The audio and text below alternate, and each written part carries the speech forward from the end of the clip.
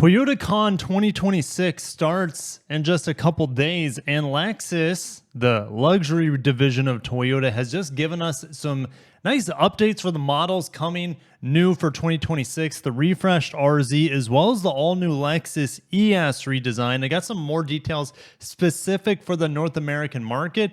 And guys, this is, well, I have another announcement coming, but I can't share it until the 19th for Lexus. So stay tuned for that. Also, I'll be bringing you the reveal of the RAV4 redesign on the Toyota end on the 20th. And so much more coverage, hands-on coverage of all these cool models, updates, refreshes, etc., coming out of what Toyota calls HQC Confidential, or Toyota Headquarters Confidential 2026. I just call it ToyotaCon. It's so much easier and it makes more sense to me. We're actually going to start with the RZ, and I'm a bit concerned here.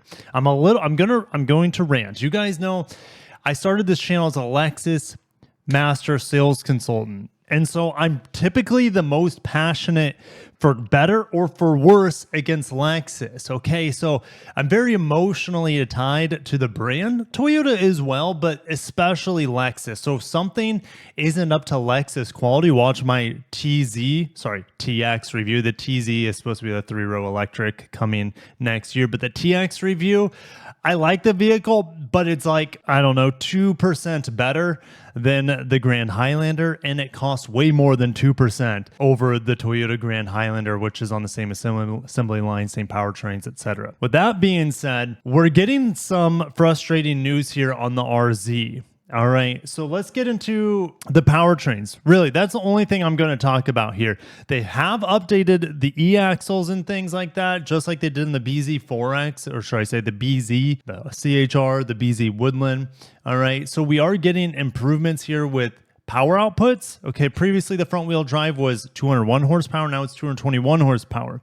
All right, what's frustrating to me is that they're keeping the old all-wheel drive powertrain with 308 horsepower.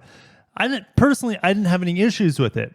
Why do I have an issue with it now with this news release? Well, let's go to Europe. This was in March, okay? We got the news of this updated RZ for the European market back in March, and now we're getting it for the United States market. So why am I upset about that number? Because Europe is also getting 3 different powertrain options, which I haven't mentioned the RZ 550e yet. That is the same between both markets. And the front wheel drive is the same between both markets. But the mid all-wheel drive grade, or should I say the mid powertrain, we're getting nerfed, guys, about 70 horsepower.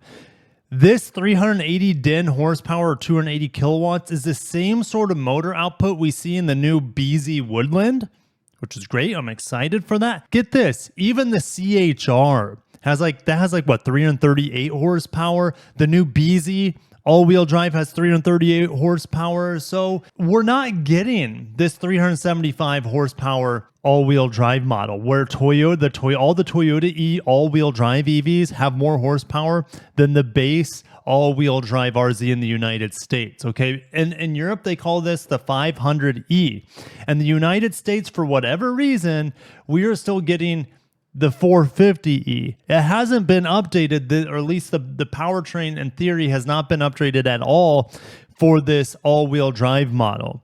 Now, there is the range-topping 550E, but it's just frustrating. And I maybe it's because I saw this in Europe when this came out. I'm like, wow, why would you really spend the extra money for the F Sport model when, the standard all-wheel drive already has 375 horsepower? Do you really need an extra, 30 horsepower? Most people do not, but still the fact that our all-wheel drive model is nerfed to 69 horsepower is extraordinarily frustrating to me, as I know that there's a better powertrain in the Toyota lineup and even in the same model in Europe. I'm going to bury that one. Let's keep moving. In terms of range, the front-wheel drive model, the 350E with the 221 horsepower, that gets 300 miles of range. Now, what's also frustrating here is you get 260 miles of range on the RZ 450E all-wheel drive.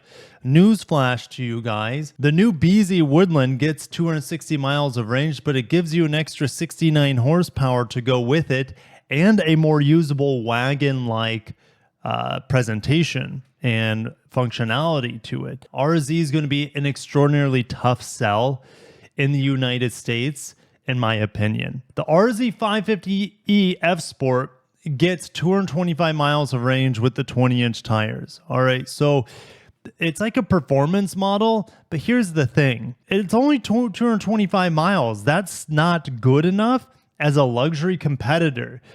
I test drove a vehicle recently that was a performance model earlier this year, and that was the Ioniq 5N. That gets roughly the same fuel economy, or should I say energy efficiency, around 220 miles of range. But that vehicle would absolutely dust this RZ 550e. It has an extra 260 horsepower, and it has one pedal driving, which is done masterfully in that Ioniq 5N. Now you might be saying, Kirk, why are you comparing a Lexus luxury car to Ioniq? Well, in my opinion, Hyundai makes arguably the best EVs on the market for the mainstream, and they're so good that you kind of wonder why you even need to pay extra for a luxury vehicle anymore. If you want an electric car, we're just talking electric cars here. So the RZ doesn't charge as fast as the Ioniq, and it's nowhere close to as fast. Or it's not going to handle anywhere close to as good as the Ioniq 5N either. It has 240 horsepower more, essentially, when you use the overboost function. So, guys, the RZ was already a tough sell for Lexus, and with its outdated styling, I know that the 550 you get some cool updates to the styling on the back with the spoiler. It's just that all the Toyota models essentially look as good, if not better. And there's just so much competition for that vehicle. Now let's get into the new ES. If you've been living under a rock, that's okay. The new ES was debuted last month in Shanghai, and it is a complete departure from what we are familiar with the ES. ES traditionally V6, optional hybrid.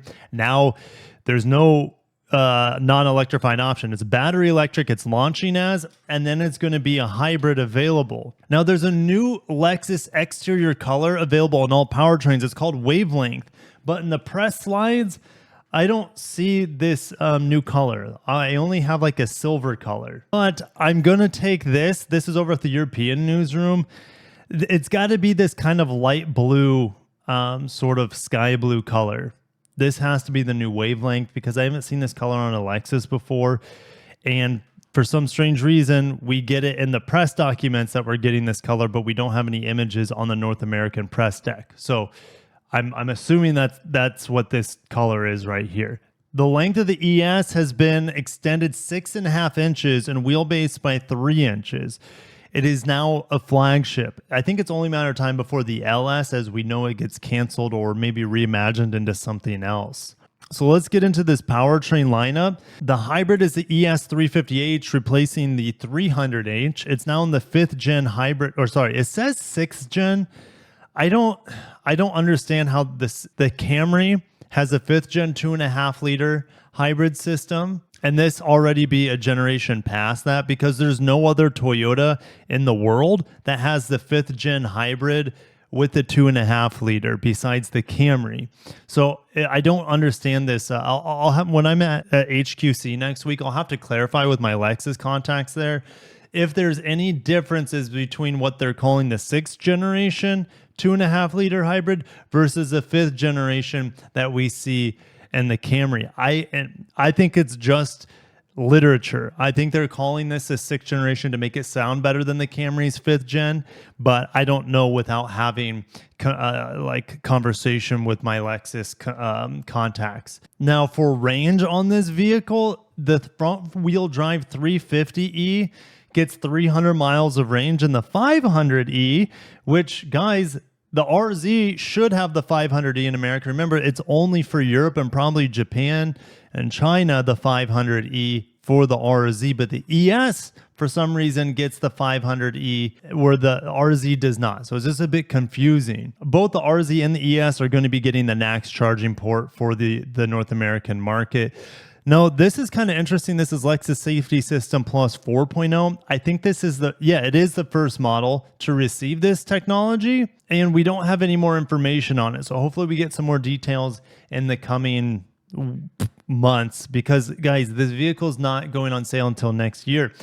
I'm hearing that the fully battery electric is launching in January, and then the hybrid is supposed to be in the summer of 2026. The ES sales, as a result, in my opinion, are going to completely tank in the United States. It's fine to have a BEV model, but in our market, for it to be the core model and the hybrid to be the afterthought, essentially, it's not going to fly. All right. So hopefully things change from what my sources are saying.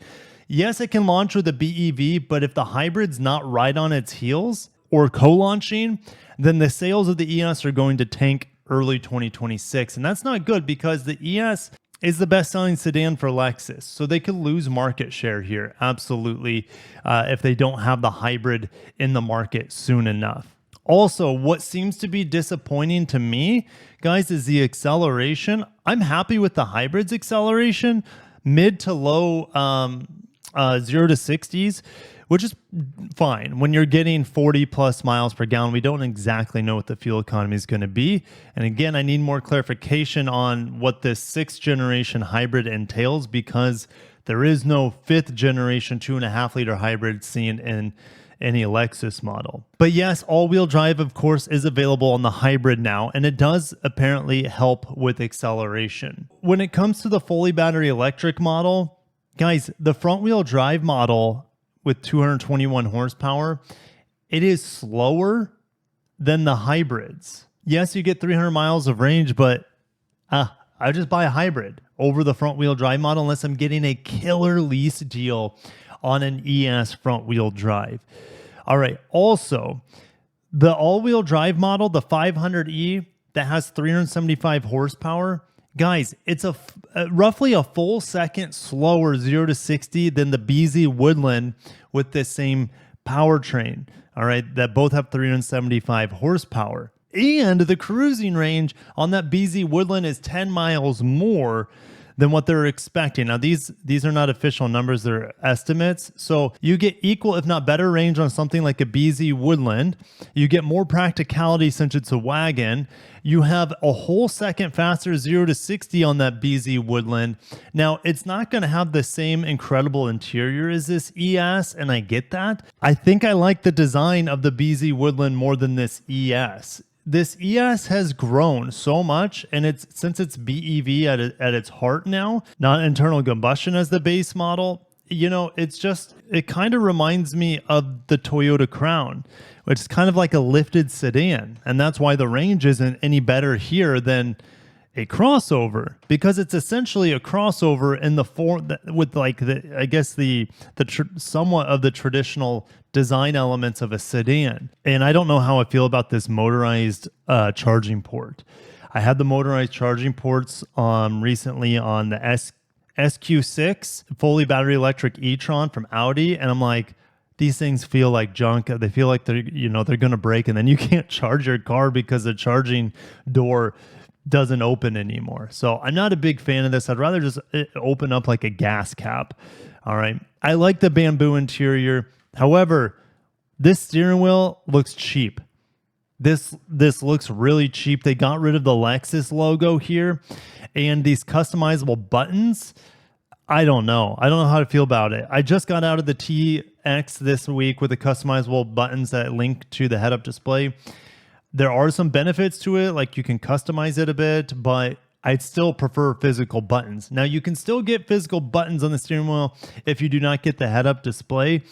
But guys, is this an interior that screams $70,000? Well, and I don't know which. This is the luxury trim. This is a luxury. So this is going to be like 60 to 70,000, maybe more. I'm not quite sure what they're going to charge for this yet. We'll find out early next year.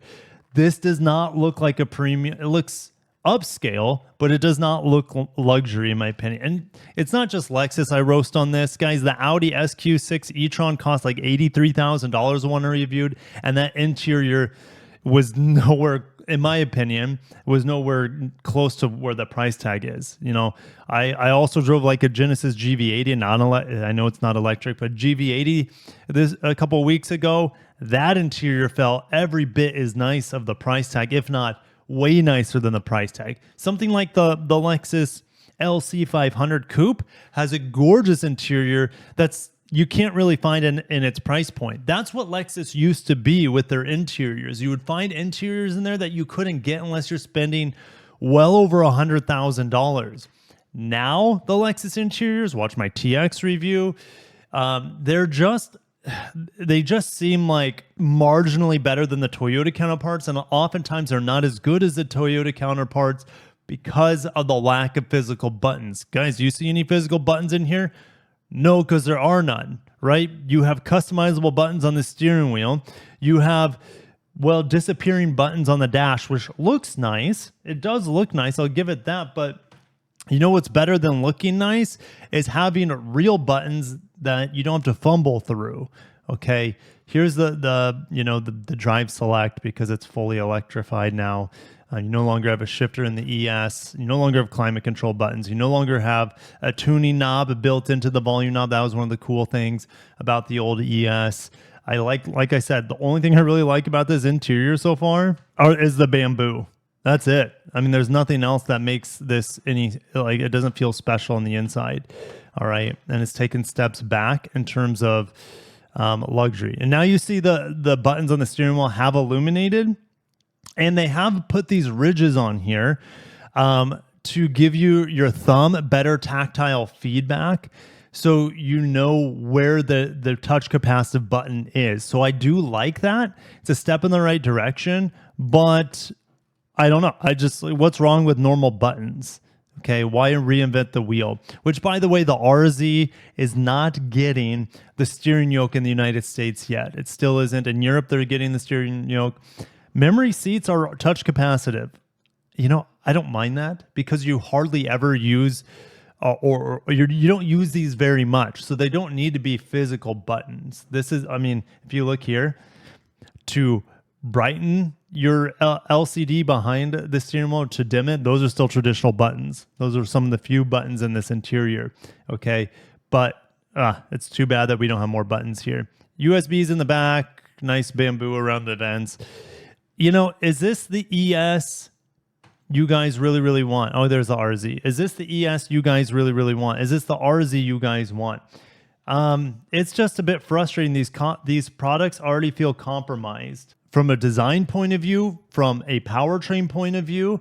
And this is, I think, if I were to take a guess, I would say the take rate, and it depends on the state, right? Because you have California's the EV states, but the take rate on this new ES is probably going to be like 80% hybrid. And then the last 20%, the front wheel drive EV, and then you have the all wheel drive EV. So I know this car was designed mostly for the Chinese market. Maybe they're focusing it more as a chauffeur car where the owner doesn't own the car, or maybe taxis don't own the car. They don't need to be going 0 to 60 that fast. They don't need to have elite levels of range. And I'm sure when I drive this ES like I have with the RZ, I'm going to find it very charming, extraordinarily smooth, extraordinarily quiet. And that's what Lexus traditionally has succeeded at, is having really well-built vehicles that are really quiet, really comfortable, and do luxury really well. But this interior, as you guys see here, just feel like they're stripping away some of that luxury. New Lexus fans won't have really a tie to the old Lexus, like the old LS 430, for example, where the interior was just so dazzling, high-end materials everywhere. Here, it's like they try to strip away everything, and that's not luxury to me. Luxury to me is going over and beyond with the details. They can still do it in a minimalistic way. If you look at Volvo's interiors are fantastic, but they have gone more and more minimal over the years. And I haven't been in the new Volvo refreshes or their BEV EX90 yet, but it kind of seems like Lexus is going more and more towards the Volvo minimalism, but I don't know if they're succeeding as well as Volvo does in that sort of quality through reduction. All right. I feel like I'm getting less with this reduction here. My mind could change. My opinion could change when I get in this vehicle. I'm assuming it'll be there at HQC in just a couple days. And I'll give you guys my full walk around, my impressions, because here from the seat, in my office. This is maybe the last video ever making this office because I'm moving today. I'm signing, we're doing paperwork on closing my house today. So thank you guys for the support on that. I'm super grateful and I cannot wait to start a new chapter in my life. Is this the new chapter Lexus needs? This is what the new chapter of the customers are asking for? I don't know. I need to sit in it. I can't wait to drive it. I won't be able to drive it this week because it's so far from launch, but I'll be able to sit in it and tell you guys my impressions of this new ES vision as a BEV at its core, and the hybrid as an afterthought, and rest in peace V6. All right, thank you guys for watching. You know, if I had a choice between this and the RZ as an EV, you know I'm picking the ES 100 times out of 100, unless there's just a killer lease deal on that RZ. The RZ is ugly in comparison to this car. I think this is a more futuristic looking car. I think it looks better than the RZ.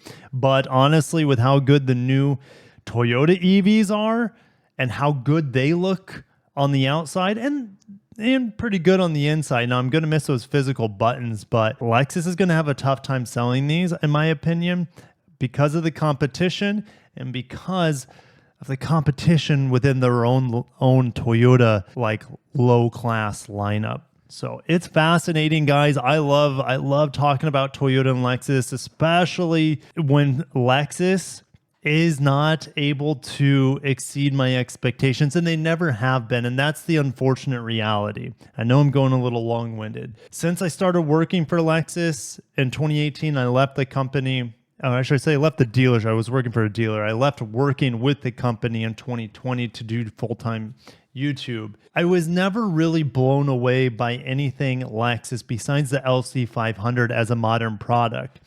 A lot of the legacy products, obviously the LFA, but the old LS430, the old LS400, the GX 460, 570 LX, the old truck, you know, body on frame Land Cruiser Lexuses were just unbelievably good.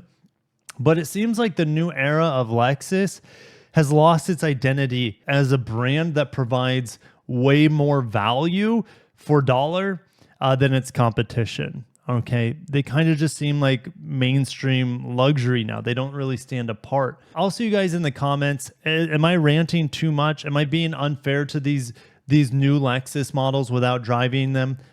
Probably, but I can't help it because my heartstrings have always been tied to Lexus since I began this channel. So I have the highest expectations for them, unrealistically, pretty much compared to any other brand.